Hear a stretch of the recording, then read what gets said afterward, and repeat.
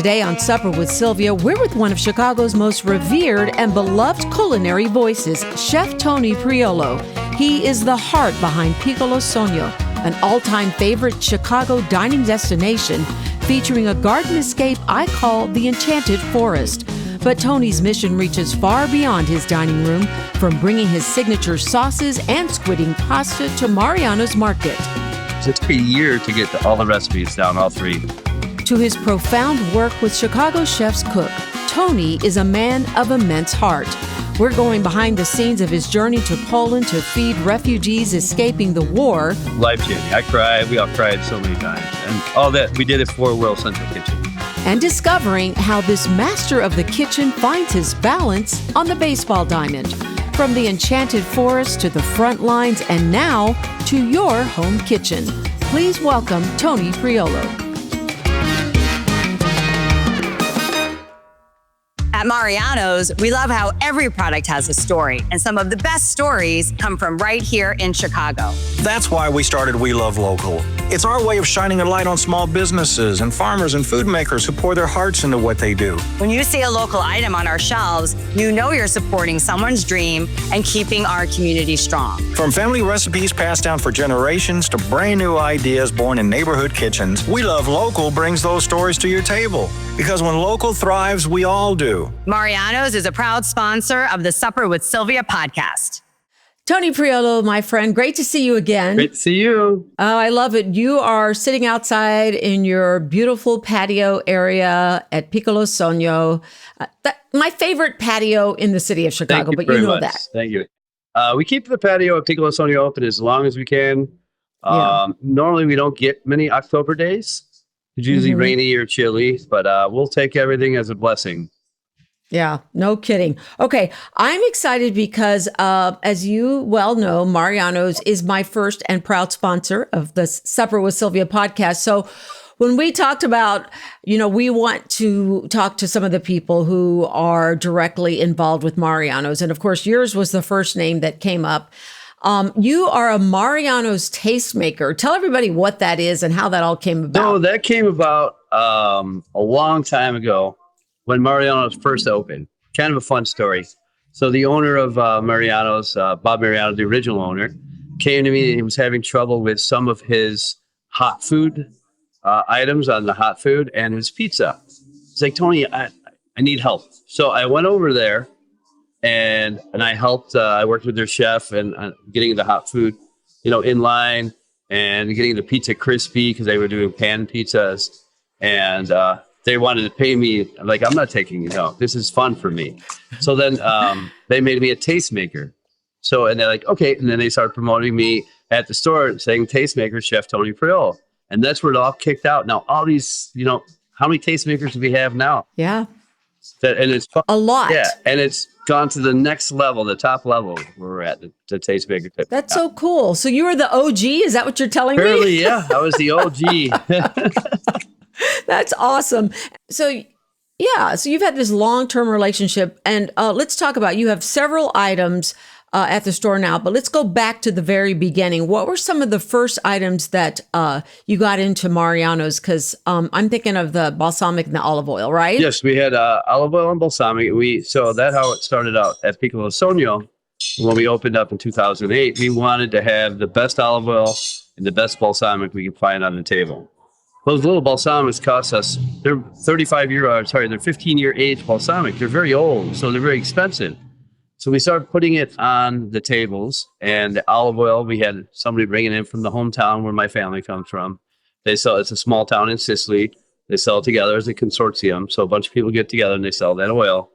So I had our buyer buy those two items I wanted. So we got them on the table and we put our label on them and started selling them here, because people would steal them or just put them in their bags. Like, oh, I can take this. So then we'd put it on their check.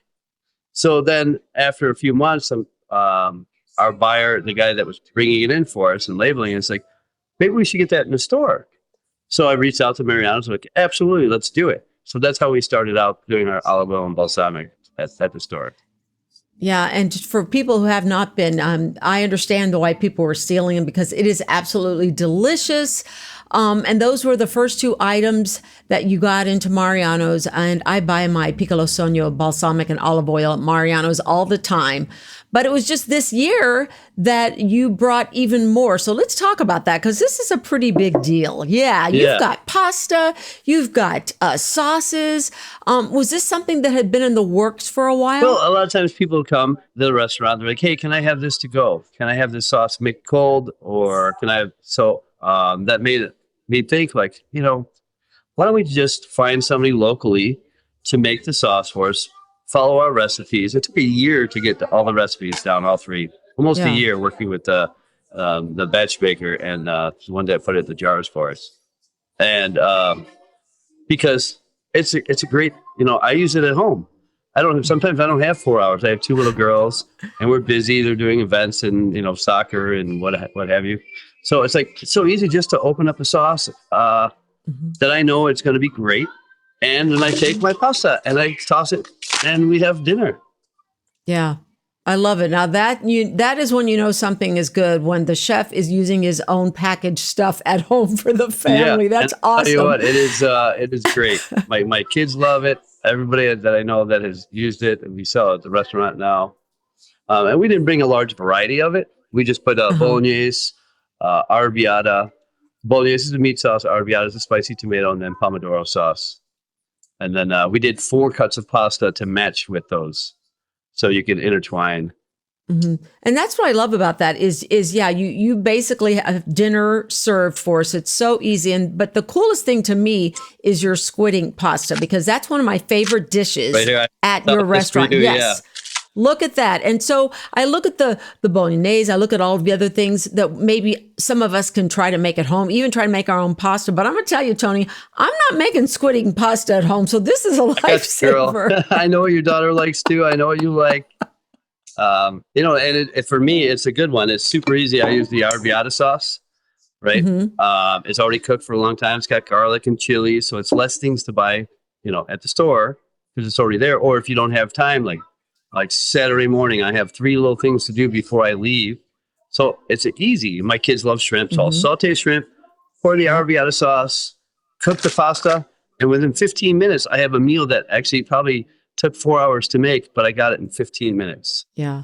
And it is so delicious. And, what made you think about the squid ink pasta? Is it because it's such a popular dish at your restaurant? It's our number one seller here. Mm-hmm. And then if you go to the grocery store, any grocery store, there's no squid ink pasta.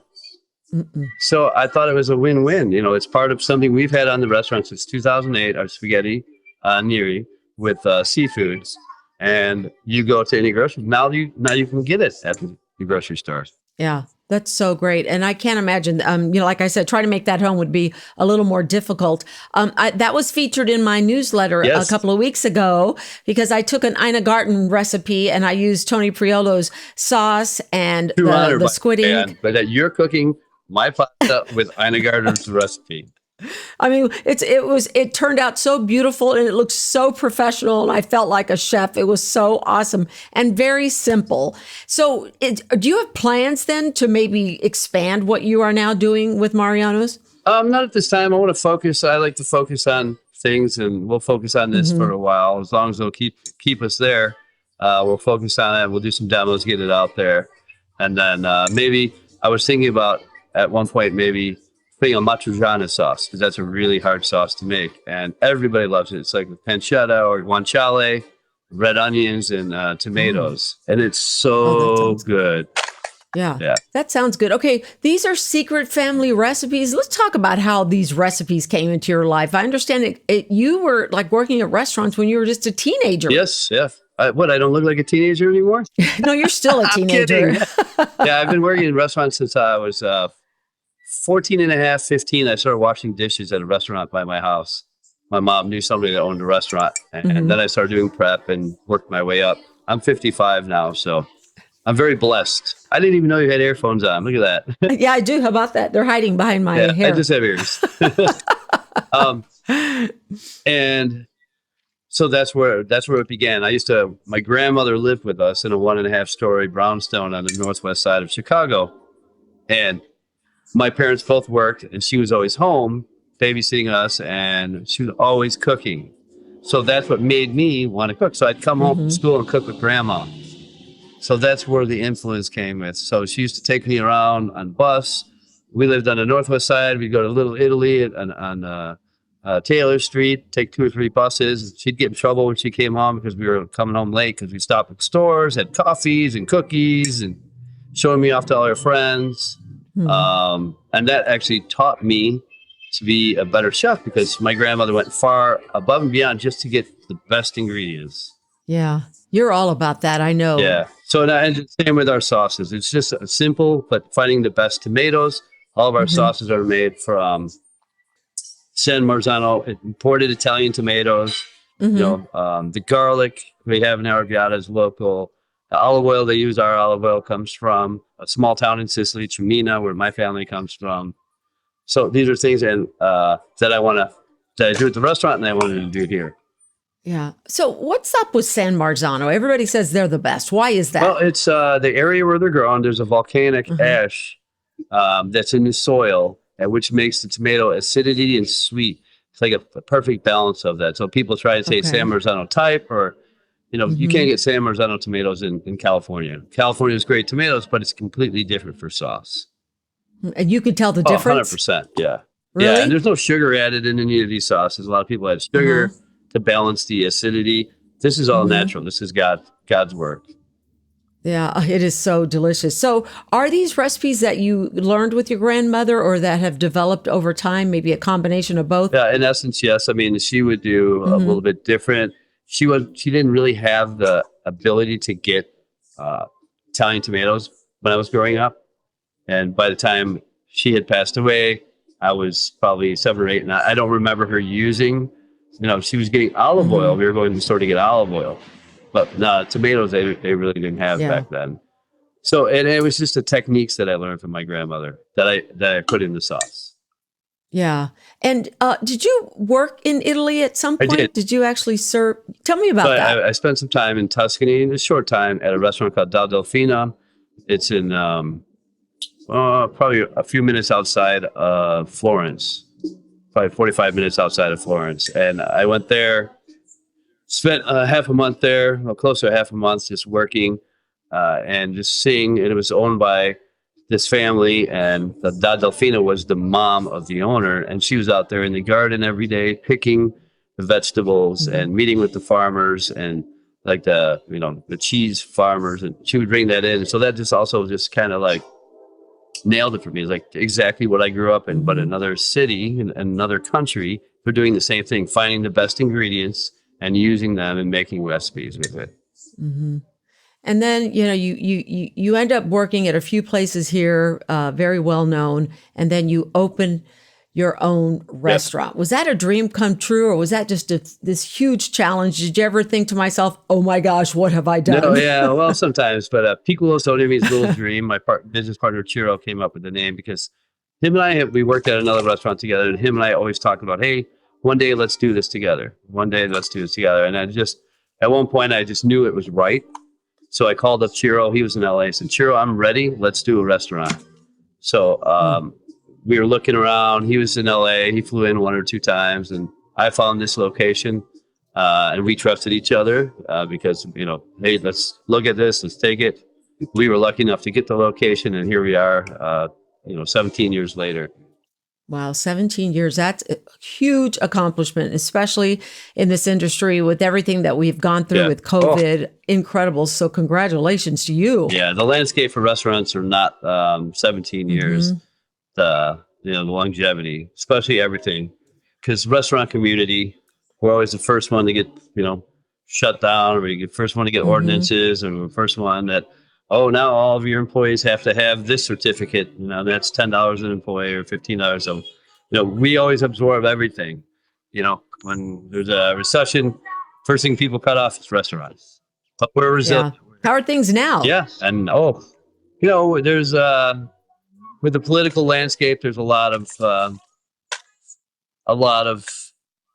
trauma and things that we can't control. So we just do what we do. We cook. And that's important because everybody has to eat. Yeah, and eat delicious comfort food too. I love that. Obviously, cooking is a huge passion, has been since you were young.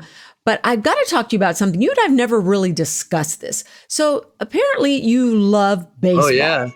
And you were playing for a minor league team. Explain this to me. So I've been playing baseball back in my old job, probably in 2000. I played when I was a little kid and I loved it. Somebody in my family did a family tree when I was 7 or 6. I can't remember. And I have it at home. They said, what do you want to be when you grow up? I said, I want to be either a professional baseball player, professional chef. So those are two things that I love and I've always loved. And so I just focused on cooking because that was so easy and so much passion. It made it easy, actually. But I always had baseball. And I stopped playing after I was in Kenny Hubs, I think, when I was 12 years old. Then I was in my 20s. Somebody reached out to me, hey, I'm joining this baseball team. You should come out. And my eyes lit up like, wow, where has this been all my life? So I went in and I started playing. And I was completely bad because I hadn't played in 20-something years. But here I am now, 20-something years later, still playing. I go to tournaments. Thankfully, I'm healthy enough, and that's why I work out. But I go to tournaments in Arizona, Florida. I'm starting to go with. I play in a league here. Now I'm playing in a fall league, and it's fun because it's who I am. Right? I still can play baseball. I can still cook, and luckily my family allows me to go play baseball. And it's one of those things that it's not harming anybody. Right. Mm-hmm. So no, and you're having fun. It's probably a great outlet for you too, because I know it can be very stressful. Right. Yeah. Perfect catharsis for me. Yeah. And it helps me keep in shape too. So I want to make sure. I was going to say, but another thing that's really stressful about baseball is you're a Cubs fan. Yeah. I grew up on Waveland, by the way. My neighbor at the end of my street as a kid growing up was this gentleman called Kenny Holtzman. He used to be a player for the Cubs, and we lived at 6200 block at Waveland. Mm-hmm. So we'd play baseball in the city of Chicago. It had 4 corners. There was sewers, and the middle sewer was our pitching mound. We would play, and he lived on the corner, so we'd play. Didn't know he was, a professional baseball player. He'd come home from work. Hey guys, can I come play with you? So he'd play with us. He'd pitch to us. He threw 2 no-hitters, I think, in 79 or 78. Wow! And he came up. Play baseball with us, wiffle ball with us, or baseball with us. It was kind of fun. What a memory. Yeah, still remember it. That is so cool. So between baseball and, and running your restaurant, and now you've got this Mariano's thing going on, you're very busy, but you always make time to try to do things that will help other people. I see you at all these charitable events all the time. You do too. I see you everywhere. Yes, I know. And I'm usually covering you is why I'm there. I'm hanging out with you. I mean, you cool kid. You started Chicago Chef's Cook right after the Ukraine war broke out. And you and I have talked about this again, but I think it's worth repeating. Share that story with me because it's one of my favorite stories that you tell. Thank you. Yeah, back in preparation for baseball, I'm working out in the gym. I was getting up probably 5 o'clock in the morning, which is probably too early. And I was working out at a gym in my house. And I put the TV on that day, and I was literally watching the live war, Russia attacking Ukraine. And I said to myself, what the hell can I do to help? So far away. Mm-hmm. And I remember chefs banding together. We always help each other. We're always there for each other. I remember in particular, Jimmy Banos, a good friend of mine, local chef, when Hurricane Katrina, he just, because he was cooking Cajun food, he bonded, he got a group of chefs together and we did a fundraiser to help Hurricane Katrina. So that popped in my head. So I reached out to the Illinois Restaurant Association and asked them, sent an email, and I didn't get a reply because they were on vacation. Sam and Mary Kay were both on vacation. So I'm like, it's 7:30, 8 o'clock, said, screw it. I'm just going to send a bunch of emails out to all my friends. And I said, guys, ladies, chefs, let's do something for this poor tragedy of what's going on. I'll do all the legwork. Let's do an event. Everybody jumped in. Giuseppe Tintori was the first guy, like, texted me right away. I'm in, count me in. And then it just kept escalating. By the end of the day, I think we had close to 100 chefs. Sarah Stegner jumped in and said, hey, I want to be a part of this. So I was like, okay. And I didn't know Sarah that well. I was like, sure, no problem. Let's do it. So, and then she had people she was on the board with Green City Market. So they helped us, Ida and Darren, and they helped us organize it. So I called all my, and this was in 2 weeks. We did an event. Yeah, that's what I was going to say. I reached out to you, everybody I knew at every TV channel, newspaper, sponsors. I called Danny Wirtz, and Danny's like, whatever you need, I got you. So he donated all the alcohol, the city of Chicago.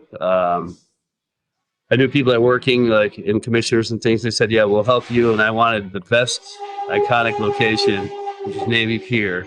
So they gave us the ballroom in Navy Pier. And I signed off on it. I had personal guarantee to pay for it.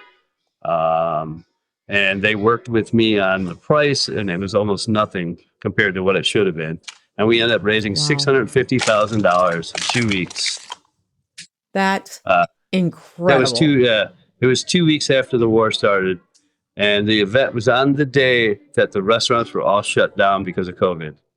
2 years later, on the anniversary. Oh, it was 2 years to the day. I remember that event because there have been many held since. And I remember that event. First of all, Navy Pier Ballroom is stunningly beautiful, overlooking Lake Michigan. It was such a festive, happy atmosphere. How many chefs did you have Close total? to 100. And, you know, the great people of Navy Pier, the staff at Navy Pier said, you know, let's go take a picture upstairs. This is an iconic location. We haven't done this in years. We have all the chefs up on that location. And we have a picture of that. And it's Chicago in the background. One of the best, you know, views that's hidden. And we were lucky to do that. And then during all this, I was talking with some other chefs, Paul Kahan and Giuseppe Tintori, and we were trying to figure out a way to go to Ukraine and cook, you know. Backtrack really quick. So during that whole time, I sent an email out to all the chefs saying, hey, where should we donate the money? These are the places that are taking money for donations that are, you know, reputable. And everybody hands down said World Central Kitchen. So we spent all the money to them. And now I have a great relationship with them because I've done other events with them.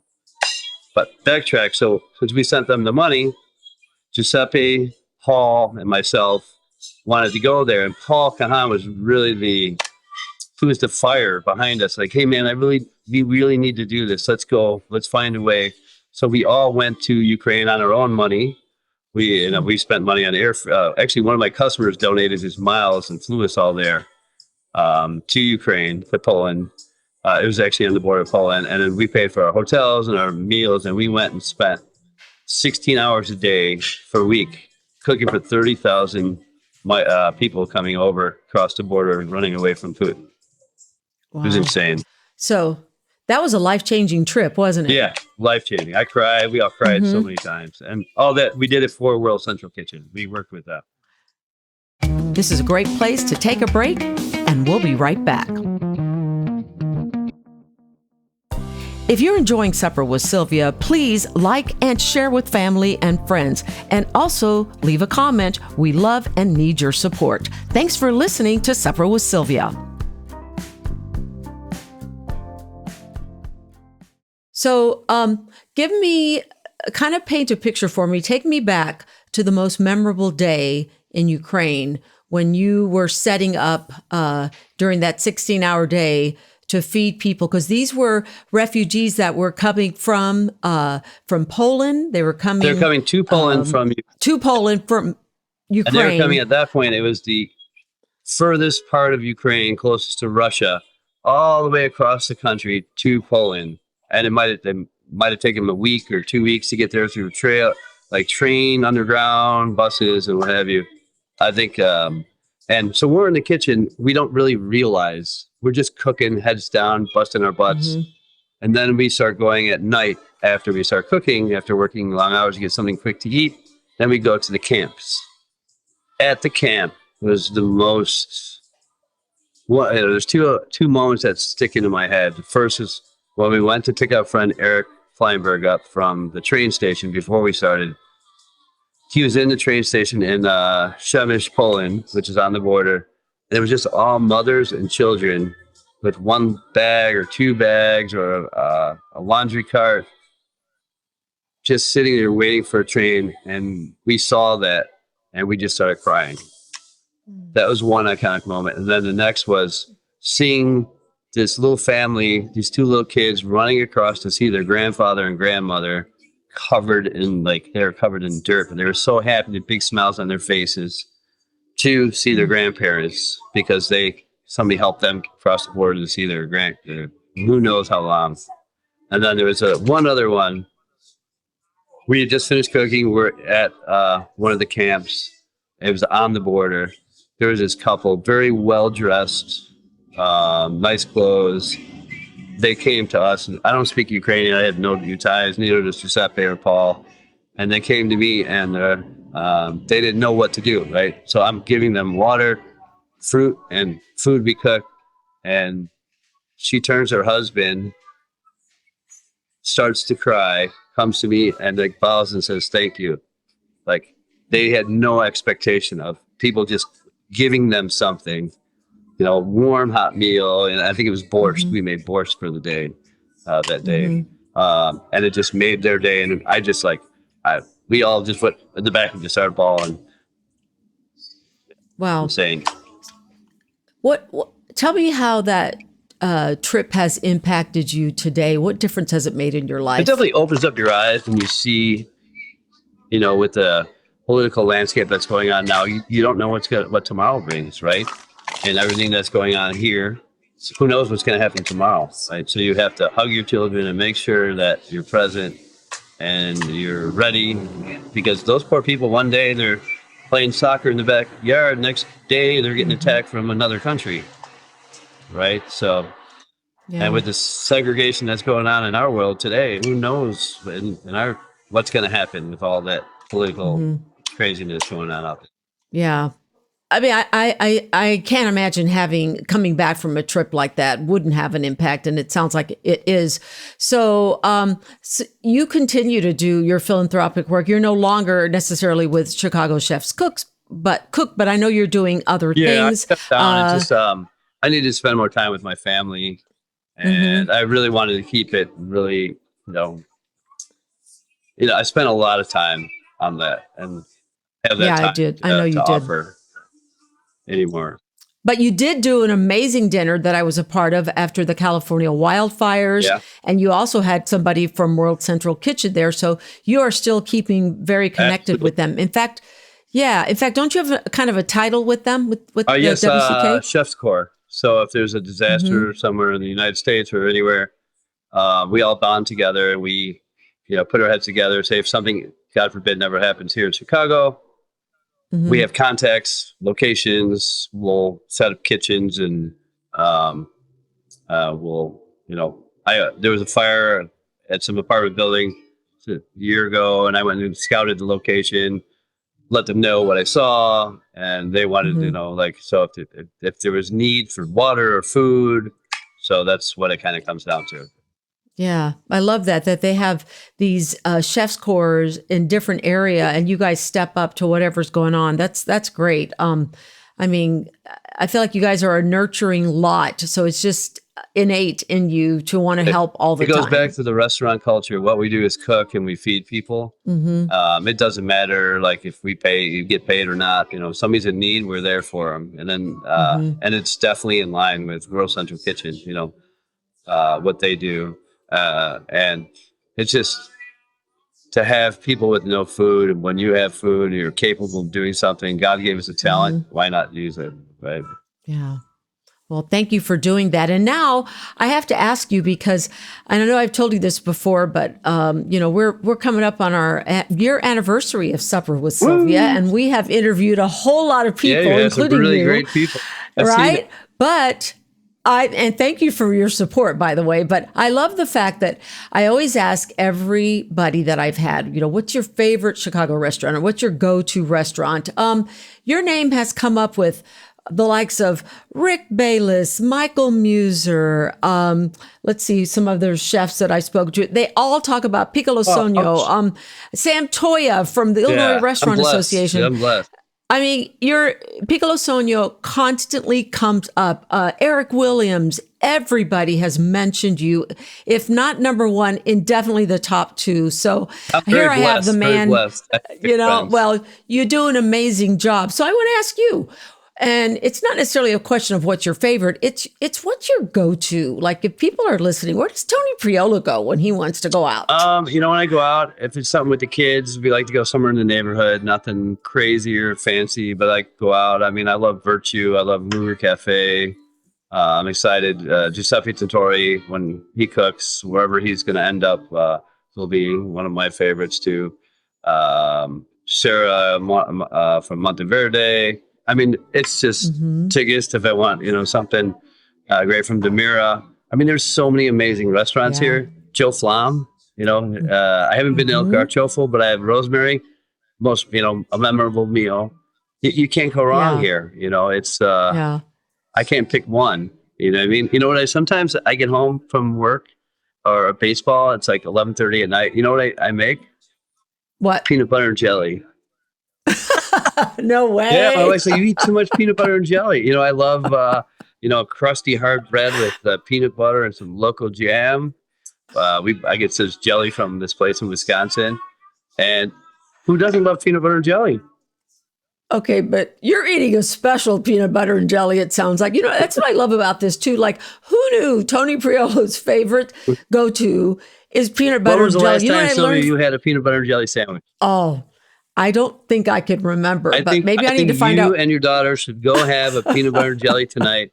Get some great potato chips. I think Jose Andres has some potato chips at Mariano's. Yes, he does. Get those potato chips. Get a great bread. You and Magali should go have peanut butter and jelly sandwich. If you're going to get crazy, heat them up. Okay. Oh, what kind of bread do you like yours on? I like crispy, like wheat bread, or, if you go to the Publican Quality Breads, they have some great breads, good slice. But any bread that's crusty and, I love it. See, I remember when I was a kid, and I used to love a PB&J on Wonder Bread, pure sugar Wonder Bread. It would stick to your roof. I'm sure you don't. No, we don't. But we do have the round ones that are frozen.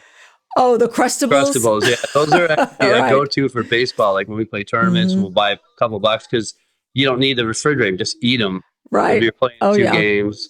But the kids like for snacks every once in a while.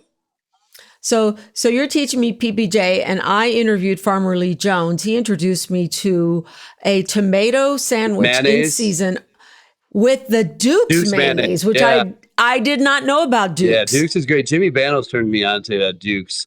Okay. With a nice thick sliced tomato, Duke's mayonnaise, crusty bread. It's like eating a steak. Oh my gosh, no kidding. Especially when the tomatoes are at their peak season, right? So good.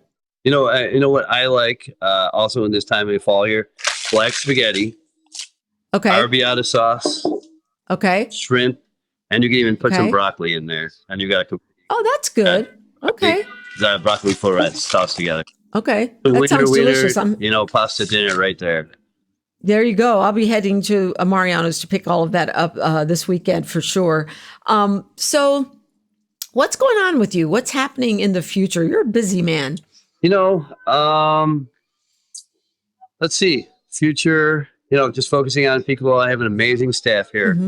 Luckily, we have people here for a really long time. Mike, our chef, Alfredo, Ulysses, my partner, Chiro, Nick, like the guy that's been making like our saucier, the guy who makes our stocks and sauces, Martin, has been here forever.